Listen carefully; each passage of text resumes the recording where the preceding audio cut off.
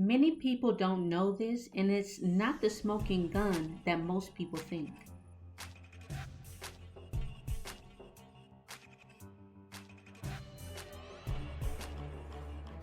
It is widely accepted that Moses stole, copied, or plagiarized the biblical flood account from the Epic of Gilgamesh. This is mainly accepted due to the dating of the epic compared to the dating of the book of Genesis. There are other key considerations that we'll discuss here as well, but today I'm not necessarily arguing if the biblical flood account is true, rather, is it stolen? Now, this claim is built on a logical fallacy of post hoc. This means that since event A happened before event B, that A must have caused B. And we will see here today that the earlier date does not prove that the biblical account was stolen or inspired by the Epic of Gilgamesh, but also that the evidence supports that the dating is truly a non issue anyway. And I want to point out another fallacy that I see happening around the subject, occurring online, and as I engage with several individuals on the topic. Now, many people assume that dismantling the Bible automatically dismantles Christianity. Now, this is a straw man.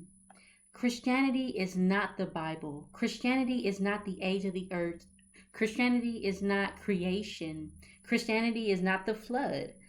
Christianity is based on the resurrection of Jesus Christ, an event, not a book.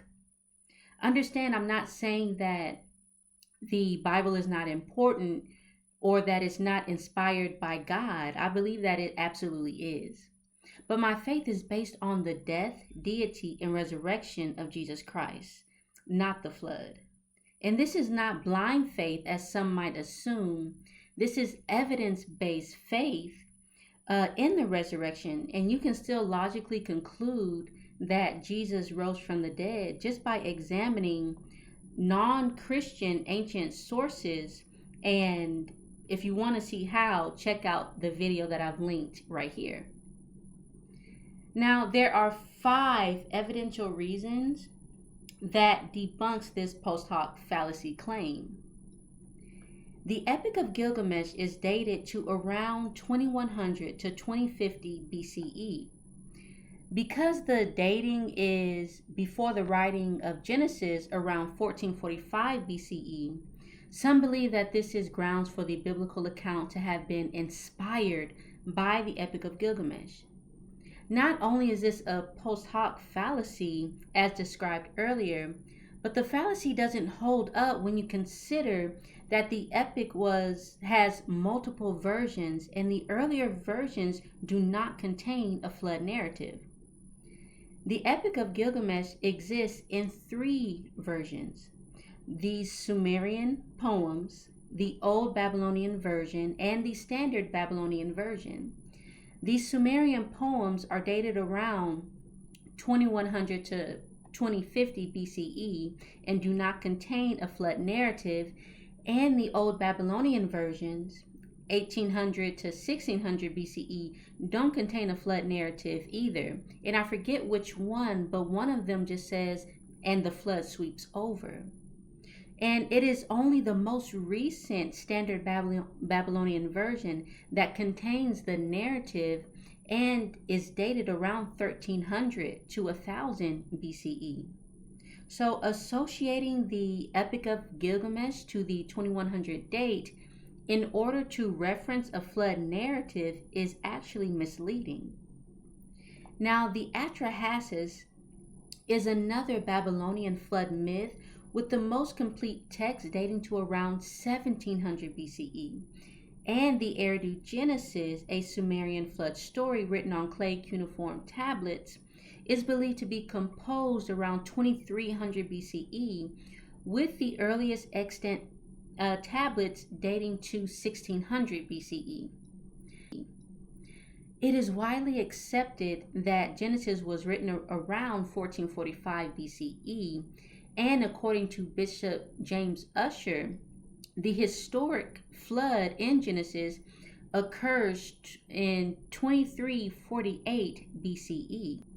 Both of these ancient flood myths, the Genesis and the Atrahasis, predate the writing of Genesis, and the Genesis just might predate the proposed date of the biblical flood itself. But with more evidence, we'll see that the dating is not the smoking gun that some believe it to be. In order to avoid the post hoc fallacy, we must examine the internal evidence of these documents, compare them, and see if the earlier writings warrants logical grounds for causation. Now remember, our focus is on if Moses stole the flood narrative and just included it in the Genesis account, or was it based on an actual event?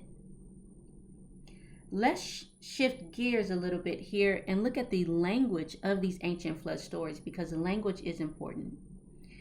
The Epic of Gilgamesh, the Standard and the Old Babylonian Version, and the Atrahasis is written in an ancient language called Akkadian, and the Genesis is written in the language called Sumerian. Now, the Sumerian language is what's called a language isolate. This means that it is not related to any other known language. It was spoken in ancient Mesopotamia, which is present-day Iraq, and is one of the oldest languages in history. Akkadian, on the other hand, belongs to the Semitic language family along with Hebrew, so they are related. 2 years ago, or about 2 years ago, Apologia had Dr. Joshua Bowen on his channel to discuss claims made by Dr. Titus Kennedy while on Sean McDowell's YouTube channel about the archaeological discoveries related to the Old Testament. Dr. Bowen highlights the language used in Genesis 6:14 to show that the writer used stories like the Epic of Gilgamesh and the Atrahasis to write the biblical account. He explains how Moses uses the Hebrew word kopher instead of zapet for the word pitch in Genesis 6:14. He highlights how this supports the idea that Moses used the ancient flood stories to write the biblical account because kopher is a somewhat cognate for the Akkadian word kupru. A few things here are misleading. First, keep in mind that Akkadian and Hebrew are related languages, so cognates between related languages are normal. Now, if I write "I like history" in English and the Spanish cognate is historia, that does not mean that I'm using a Spanish text to write it. Secondly, Moses is writing in Hebrew, not Akkadian.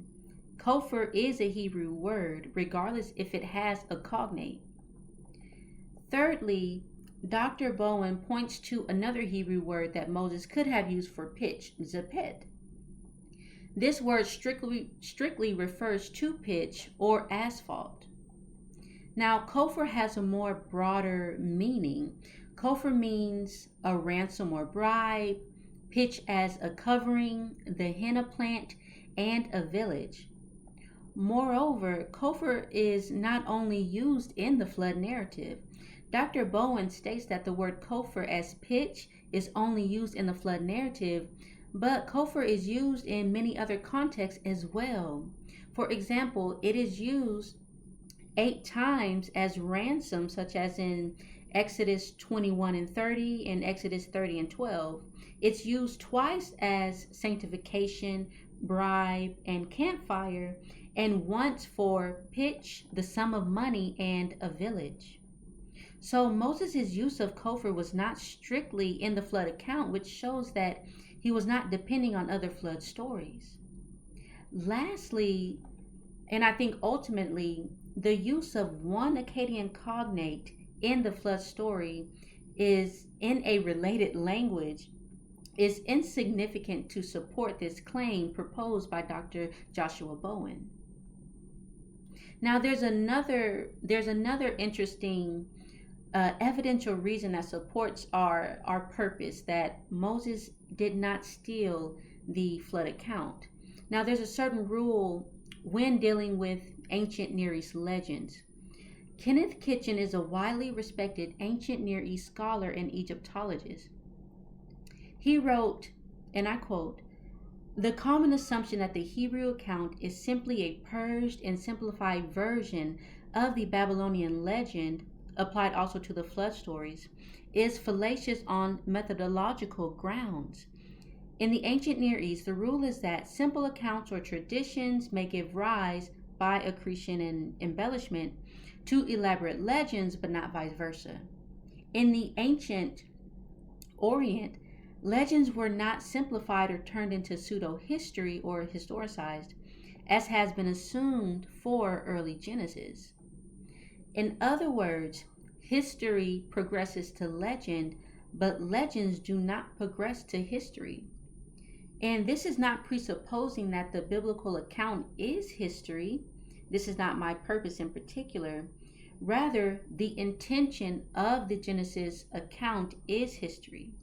The biblical writer uses simple, matter of fact details and specific timing to communicate the exact month and day that these things are happening. The biblical account reads as history and is very specific with the timing of the events, the instructions for the animals, the specific details of the flood, with geographical locations, the specifics and the realistic dimensions of the ark, and a clear description of the events from start to finish.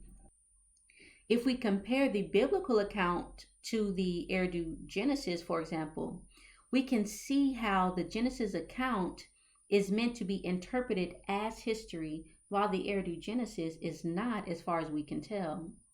Genesis records, "When Noah was 600 years old, on the seventh day of the second month, all the underground waters erupted from the earth, and the rain fell in mighty torrents from the sky. The rain continued to fall for 40 days and 40 nights. So the flood waters gradually receded from the earth. After 150 days, exactly 5 months from the time the flood began, the boat came to rest on the mountains of Ararat. 2.5 months later, as the waters continued to go down, other mountain peaks became visible. After another 40 days, Noah opened the window he had made in the boat and released a raven." Now, Noah was now 601 years old on the first day of the new year, 10.5 months after the flood began. The flood waters had almost dried up from the earth. Noah lifted back the covering of the boat and saw that the surface of the ground was drying. 2 more months went by, and at last the earth was dry. Genesis 8:13 through 14. Now, when we compare to the Urdu Genesis, it says, "And as Jasudra stood there beside it, he went on hearing, 'Step up to the wall to my left and listen. Let me speak a word to you at the wall, and may you grasp what I say. May you heed my advice. By our hand a flood will sweep over the cities of the half bushel baskets and the country. The decision that mankind is to be destroyed has been made. A verdict, a command of the assembly cannot be revoked. No order of An and Enlil is known to have been countermanded. Their kingship, their term has been uprooted. They must bethink themselves. Now, what I have to say to you. All the evil winds, all stormy winds gathered into one, and with them the flood was sweeping over the cities of the half bushel baskets for 7 days and 7 nights. After the flood had swept over the country, after the evil wind had tossed the big boat about on the great waters, the sun came out, spreading light over heaven and earth." The writers of each account has a clear source. One as a matter of history and the other as a matter of informal transmission. Moses writes in Genesis 5:1, he says that this is the book of the generations of Adam, and In the day that God created man, in the likeness of God made he him. He had a source as he wrote, which reconciles how he was able to be so specific with the dates and God's instructions for the flood, centuries after the event, almost 1,000 years. The writer of the heir to Genesis is clearly writing from legend that has been passed down from generations. Not only is Genesis read as a matter of history, but it is also unembellished when compared to other narratives, such as the Epic of Gilgamesh. The epic poem states that the storm clouds were so frightening that even the gods were terrified. It also says how the gods gathered like flies over the sacrifice, pleased by the delicious smell of the animal sacrifice that Utanapishti offered. Utanapishti and his wife were granted immortality and became gods as a reward for surviving the flood. Again, Genesis is not embellished or meant to be read as poetry, while the Epic of Gilgamesh is poetic in nature. An honest evaluation of the Genesis account against the other ancient flood narratives, we can see that Genesis was not inspired by these Mesopotamian texts due to the history to legend progression rule in the ancient Near East. Now, the fourth line of evidence that supports our claim is that every culture from around the world has a flood story.